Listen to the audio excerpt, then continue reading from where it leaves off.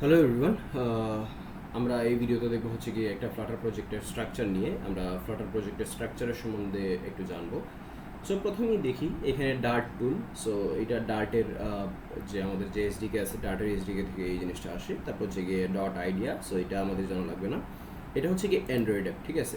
So এই যে Android যে ফোল্ডার যেটা আছে, এখানের মধ্যে আপনাদের ফ্লাটারে গ্রেডল বলতে একটা জিনিস আছে। সো এই গ্রেডল কনফিগার করা যায় এখানে। তারপর বিল্ড ডট গ্রেডল ডট কেটিএস, ঠিক আছে।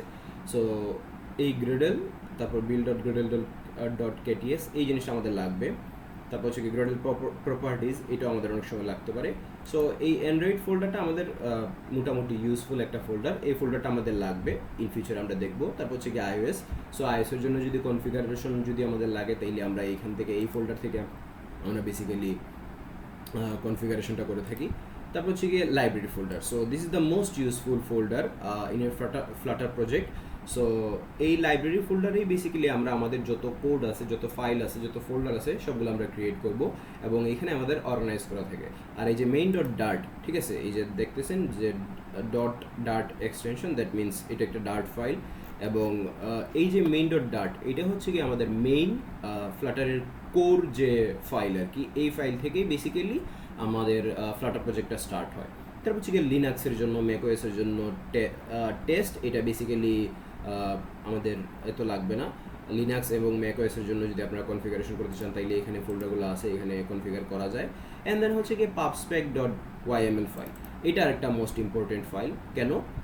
এটা হচ্ছে গিয়ে দেখেন যে এখানে বেসিক্যালি ফ্লাটারের নাম থাকে, তারপর হচ্ছে গিয়ে ডেসক্রিপশন থাকে, ডেসক্রিপশন আপনি চাইলে চেঞ্জ করতে পারবেন। তারপর হচ্ছে গিয়ে ভার্সন।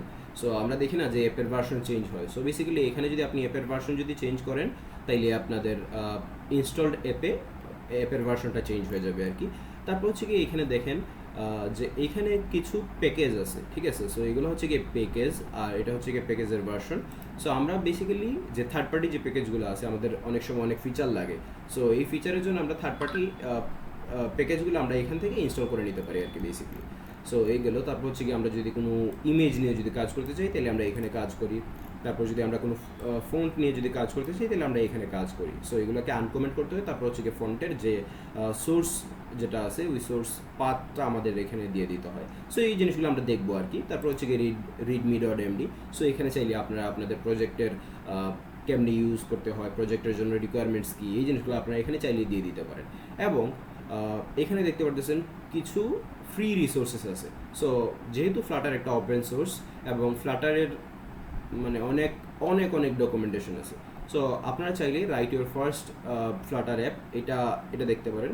বাট এটা আমরা দেখবো, সো এটা আমাদের দেখার দরকার নেই। বাট কুকবুক, এটা হচ্ছে কি খুবই ইউজফুল একটা জিনিস। সো আমরা যদি এই লিঙ্কে যদি আমরা একটু যাই, সো লিঙ্কটা একটু কপি করি, আমরা একটু দেখবো যে এই জিনিসগুলো। কারণ আসলে কোড করতে পারলেই তো হইলো না, আমাদের পরবর্তীতে যাতে আমরা সমস্যায় পড়লে কেমনে ফিক্স করতে পারি, এই জিনিসটা আমাদেরকে জানতে হবে।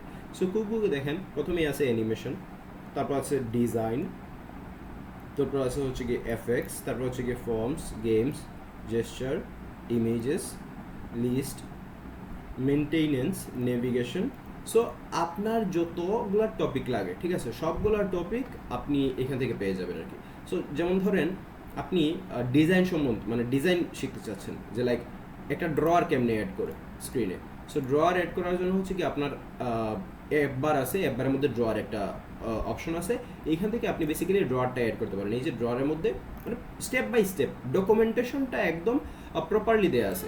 সো আপনারা চাইলে এই লিঙ্কটা ভিজিট করতে পারেন এবং প্রত্যেকটা ফ্লাটার অ্যাপ ক্রিয়েট করার পরেই আর কি এই লিঙ্কটা দিয়ে দেয় ফ্লাটারে। সো কোনো সমস্যা নাই, শুরু করা যায়। আমরা পরের ভিডিও থেকে আমাদের মেইন ডট ডার্ট এই ফাইলের স্ট্রাকচার নিয়ে আমরা কথা বলবো।